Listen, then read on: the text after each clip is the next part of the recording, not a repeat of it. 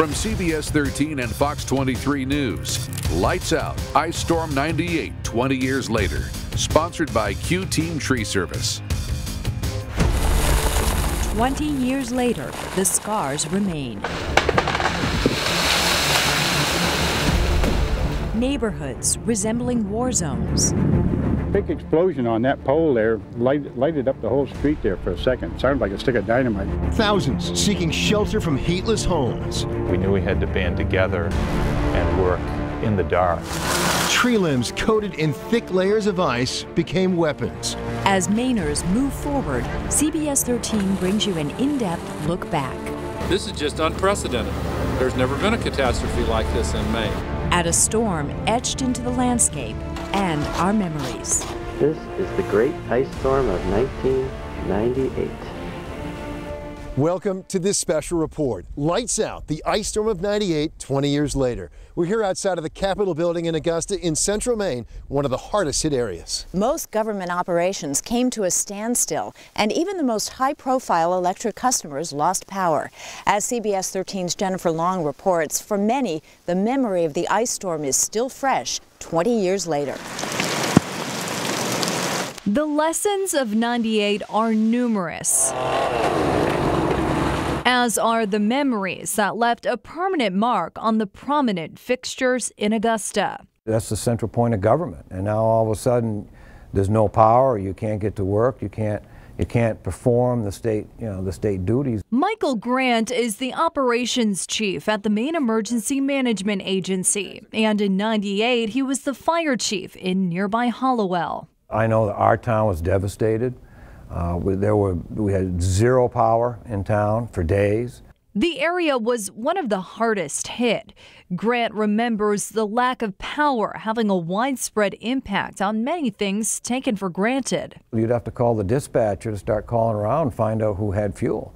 And in some cases you had to drive to New Sharon or Belgrade or to Richmond to get fuel, and so there was no fuel available anywhere in the Augusta area. That was a huge challenge for people. But residents in Augusta were far from alone. The memory of the storm is still fresh for Senator Angus King. Oh, man. He was governor at the time and remembers realizing the gravity of the storm. And I realized as governor that we were facing a situation later in that week where it was going down into the single digits, and it takes electricity to fire an oil furnace. So people didn't have heat as well as not having electricity. That's when it got scary. He says as scary as it was at times, Mainers pulled through. And maybe the most enduring lesson, the way Mainer cared for Mainer. The state of Maine really pulled together. It was in some ways a terrible experience, and in other ways a great experience, because it taught people how looking after one another is the essence of community. The community of Augusta was one of the last to get power fully restored, but far from the last to forget the lessons of 98. Here in Androscoggin County, thousands of people packed shelter, seeking warmth and comfort, with schools doubling as homes for about 2 weeks. Jana Barnello shows us how life turned upside down during the ice storm. 369 Grove Street reported wires down. Lewiston and Auburn iced over. Crazy is an understatement. If you don't have to be on the roads, don't be on the roads. The area hit so hard during the ice storm of 1998. Vice President Al Gore came to see it for himself. This is just unprecedented. There's never been a catastrophe like this in Maine. During the visit, he famously picked up a power line, a faux pas plenty still remember. No line is safe to touch, but he, of course, was holding up a wire, wasn't he? Jolene Froton at the Androscoggin Historical Society only lost power for a day, but the old newspapers the group keeps tell the stories of thousands struggling to stay warm and stay in their homes. My dad got home from work and he says, "Pack your things, girls, we're going." Ashley Boubier and her two cousins, Rebecca and Lily Linscott, spent nearly 2 weeks living at Lewiston High School, one of several Red Cross shelters. Tons of people. There were so many people. So many people. It was even hard to find your family. But a photographer found them in the crowd. The girls didn't even know they were in the paper until we sent them this Sun Journal photo to ask them about what they remember from that time 20 years later. People crying, people being upset. People being scared. The sounds and the sights have stuck with the entirety of Androscoggin County. I remember getting home late that night from work and hearing the crackling too. The limbs that were breaking off. But with the broken beauty of the ice storm, Boubier says it brought another beautiful thing to our state. The ice storm definitely was one thing that brought Maine together. The spirit of cooperation was critical in getting through the ice storm of '98, and that included the Maine Department of Transportation. Yeah, they took on a lot of jobs during the crisis, everything from keeping the roads and highways clear to working with CMP crews to help restore power. Dan Lamparella takes a look back at the lessons learned from that crisis. The ice storm of '98 was uncharted territory for Maine DOT. We knew about 4:30 that it was going to be a severe ice storm. DOT officials were at a retreat in Hollowell when the rain started, quickly leaving them stranded. By 5 o'clock, when we looked out, we couldn't get out. By that night, ice blanketed most major state roads, many left impassable. Between 1/4 inch and 3/4 inch of what people now like to call black ice. John Doherty was DOT's chief engineer in 1998, helping to implement a plan of attack for Governor Angus King. He said, the people of Maine are slowly freezing. I want you people to do whatever you got to do to get power back just as fast as you can. Doherty says his crews across the state jumped into action, fueling trucks for out-of-state crews and lending equipment to anyone who needed it. If it was needed, it got used. And I'll tell you this, as far as I know, there wasn't one thing that didn't get returned to the right owner. The mistakes back in 1998 were few and far between, but they helped make the agency more efficient today. Could we have done better? You probably always can do better. But I think the state in general did an outstanding job on recovery. Speaking of cooperation and effort, this disaster led to the biggest peacetime call-up of the Maine National Guard and Air National Guard in their history. I sat down with the man in charge during the crisis. Here's retired General Earl Adams in his own words. Probably 3 days before the ice storm hit, the National Weather Service started getting a hold of us, calling us and saying, you know, this looks like it could be bad. And then, of course, the storm did roll in, and we were in the middle of it.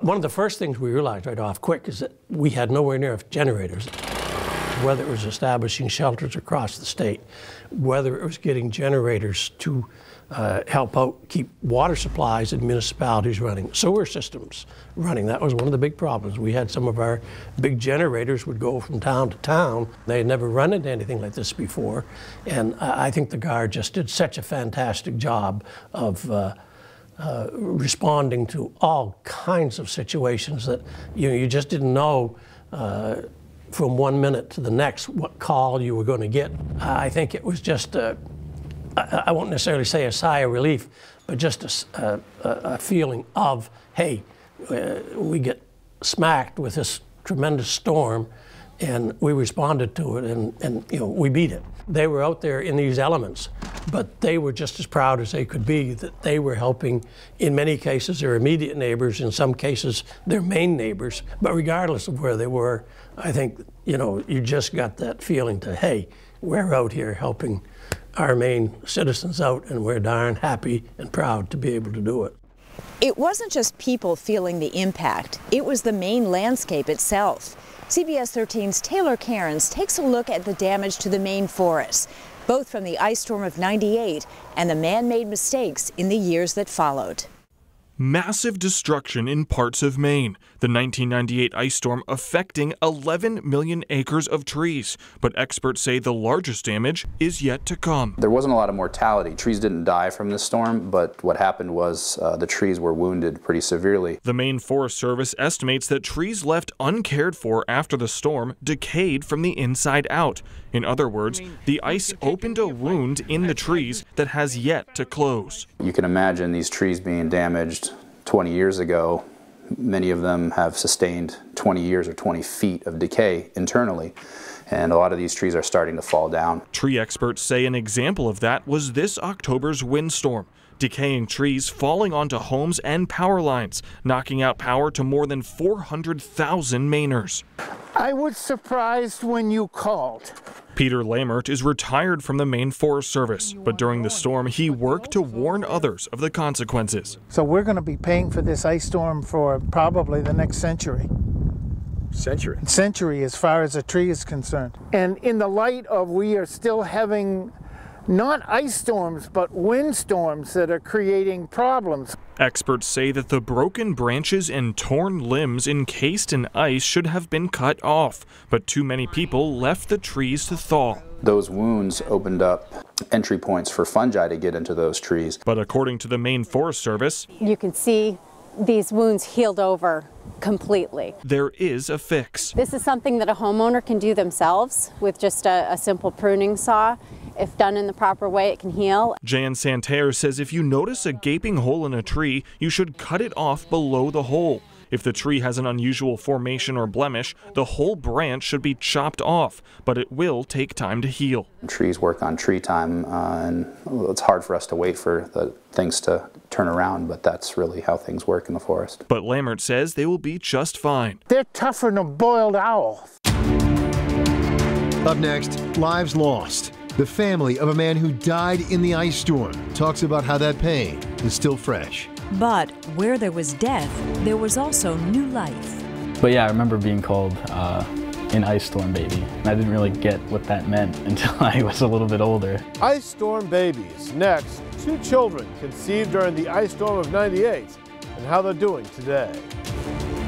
From CBS 13 and Fox 23 News, Lights Out, Ice Storm 98, 20 years later. Sponsored by Q-Team Tree Service.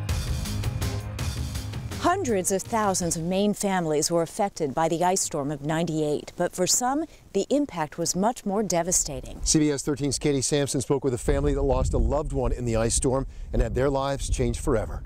He was a good guy. He cared about other people. Sitting around the kitchen table, these 3 siblings share memories of their brother, Sean Bickford. Sean and I were 12 years apart, so he was my baby. I took care of him from the time he was born till he grew up. He grew to love the outdoors. We were really close because him and my husband would hunt and fish. We would go fishing a lot.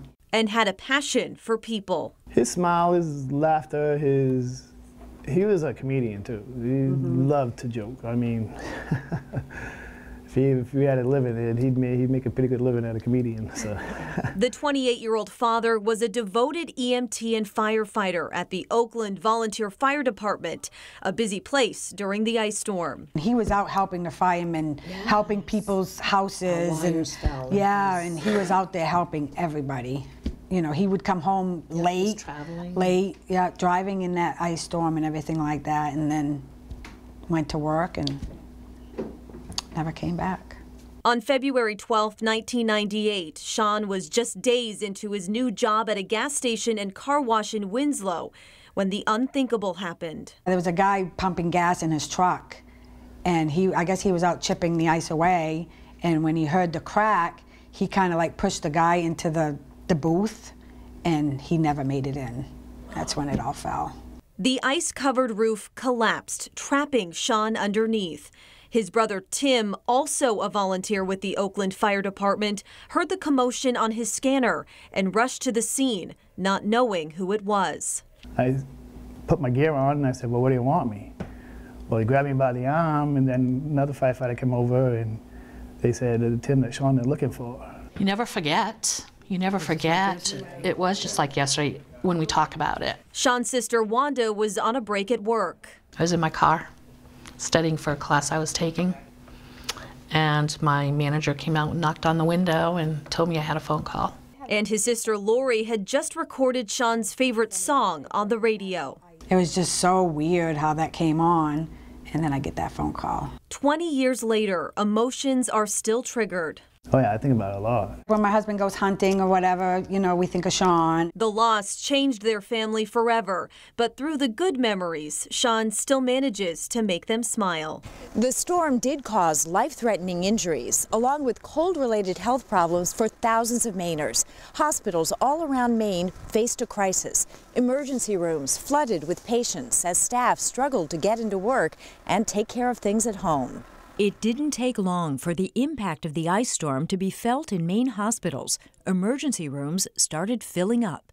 We were seeing 80 people in about 8 hours. We had a very large cluster of carbon monoxide exposures.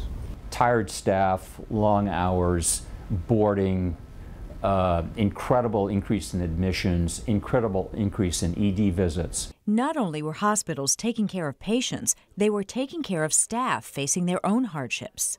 People had a hard time getting in to work and getting home. We put a lot of the employees up in the conference rooms with the cots. For instance, the dietary department produced 700 additional meals per day for staff and people that just had to be here. Patients came in with a number of different problems. There were falls and broken bones. Some were suffering from hypothermia. But at Central Maine Medical Center, after day one, a pattern began emerging. But then over the next, 24 hours or so, that's when we began to see symptoms of carbon monoxide exposure. And that was really disconcerting. The hospital relied on newspapers, TV and radio stations, and word of mouth to warn people of the danger. But still, the situation reached crisis proportions. As I recall, there may have been as many as 30 patients. That's a lot. It was an enormous number. Yeah. It was absolutely enormous. It was enormous, but the people at every hospital say it really was an honor to serve Maine during the crisis. And the ice storm turned out to be a blessing for families all across the state. As CBS 13's Bryant Rogers reports, hundreds of babies were conceived during the ice storm and born at Maine hospitals later that year. It was a big year. Marriage, new job, new house. Then this ice storm comes in. Scott Potashnik has vivid memories of the ice storm of '98. He and his wife went 6 days without power. But that storm capped off their big year because 9 months later, Scott's wife Terry gave birth to their firstborn, a son named Ben. Oh, it was a great baby. We got very spoiled. He was he ate everything, slept like a champ. This is the story we did on Ben and the other ice storm babies. Here's Ben in his new nursery, the same room his parents lived in during the ice storm outage. We had probably 40 free-burning candles in the room, but it was a good source of heat. And apparently a good source of romance. Do the math. That's where it turns out to be. What do you think about the fact that you were conceived, back during an ice storm? I guess they were bored, had nothing else to do. There's nothing to do, I get it, you know. Ben remembers his parents showing him our story on the ice storm babies. But yeah, I remember being called an ice storm baby, and I didn't really get what that meant until I was a little bit older. Ben is one of about 2,500 babies born 9 months after the disastrous and crippling ice storm of 1998. He's living proof that there's a silver lining to every storm. So is Wyatt Haynes. No, we've had a lot of snowstorms, but nothing compared to that, I don't think. Here's baby Wyatt in the hospital. His parents say he wasn't exactly planned, but the ice storm turned out to be a blessing. You know, not a lot of TV to watch. You do other things. His mother and I were both very surprised. Even more surprised when CBS 13 showed up at the hospital. Film crew showed up and wanted to interview us and said he was the ice storm baby, and for Franklin County anyway. It was different. Many people can claim that title. Wyatt is now a freshman in college and plans to be a game warden. Ben is also a freshman majoring in computer science, and neither minds the cold one bit. Coming up, our special coverage continues. While some Mainers hunkered down, others were on the front lines. The realization came after a week is this isn't going to be over. Next, two former linemen talk about spending weeks restoring power and the bonds they formed with each other that will last a lifetime. Plus, lessons learned, how Maine agencies are using the past to keep you safe in the future. From CBS 13 and Fox 23 News, Lights Out, Ice Storm 98, 20 years later. Sponsored by Q Team Tree Service. Maine wasn't the only state hit hard by the ice storm. In New Hampshire, one town tucked into the White Mountains became encased in ice. For 5 days, hardly anybody could get in or out. And as CBS 13's Adam Epstein explains, it's something those who live there will never forget. This is the Great Ice Storm of 1998. In New London, New Hampshire, the storm began on Monday, January 5th. It crept up in. You know, it started out as just a drizzle and you build up a little glaze of ice. The difference was it never let up. But it didn't stop until Friday, January 9th. 5 days of freezing rain. We've been listening to that sound of branches cracking for 2 days now. His town encased in ice. Crash, crash. That's all I've heard for the last 2 days. Looking back at his home video, James Perkins and his wife distinctly remember the sounds of the storm. First day, the limbs started coming down. The second day, and you just hear crashing off in the woods. On the third day, Perkins took his wife and 14-month-old son south to stay with family. Others didn't have that luxury. In '98, they weren't as prepared as they are today. Then Lieutenant, now Chief of New London's Fire Department, Jason Lyon, had to stay.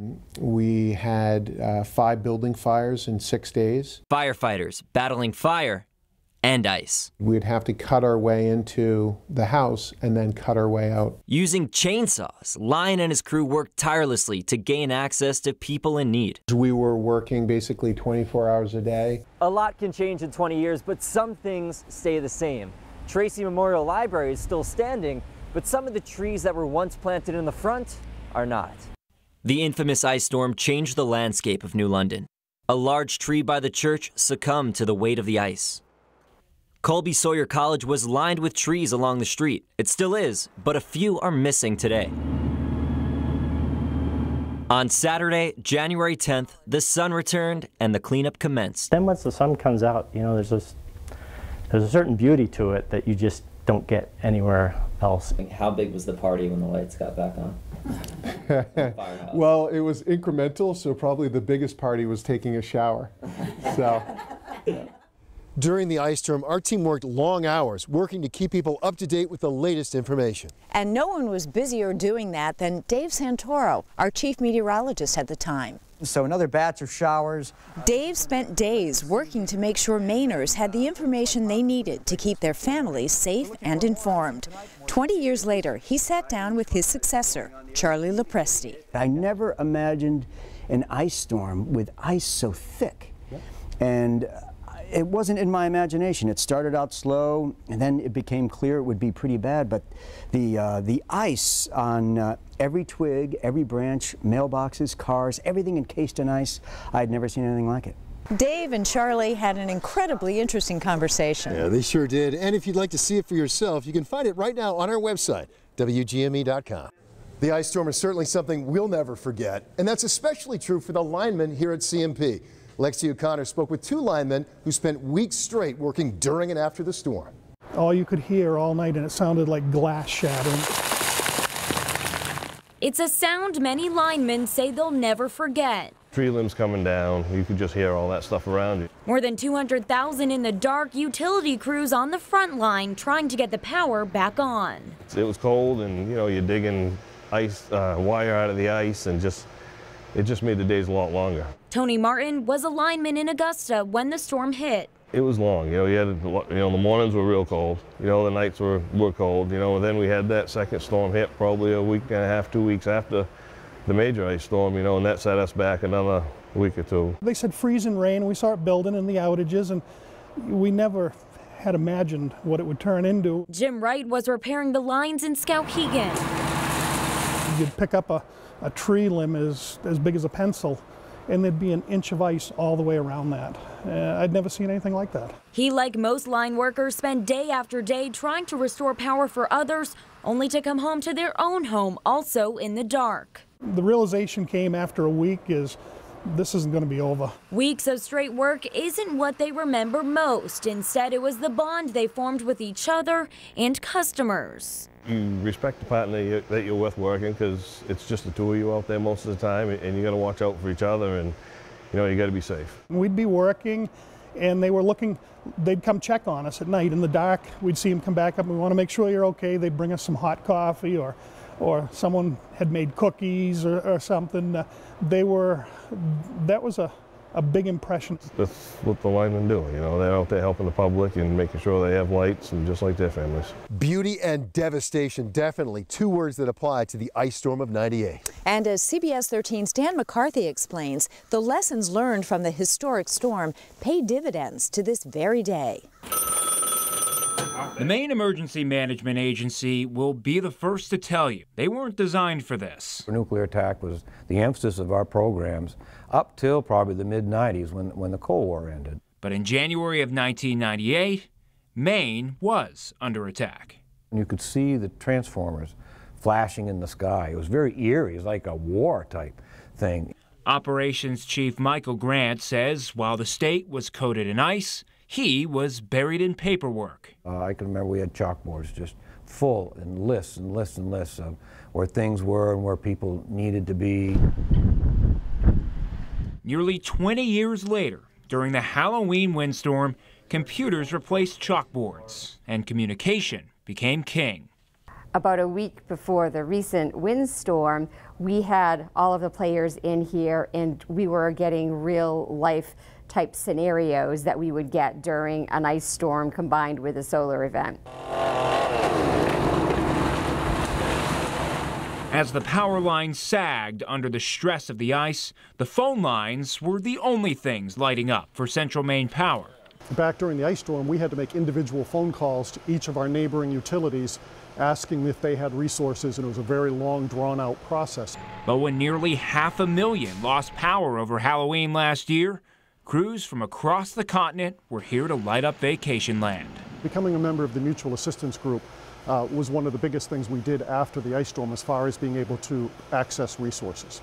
CMP also started a statewide effort to trim tree branches near power lines, and all officials put the power in the hands of the people. People didn't have generators like they do now back in 1998, and they weren't thinking that way. So a lot of people have taken those steps, and they have taken other steps based on those learning experiences. Experiences that saved a lot of trouble during last year's windstorm, and that may save lives during the next one. I think all of the agencies that were involved in this most recent storm do owe something to the ice storm of '98. So a lot of lessons learned from the ice storm of '98 and a lot of memories. Thank you for joining us for this special report, Lights Out, Ice Storm of '98, 20 years later.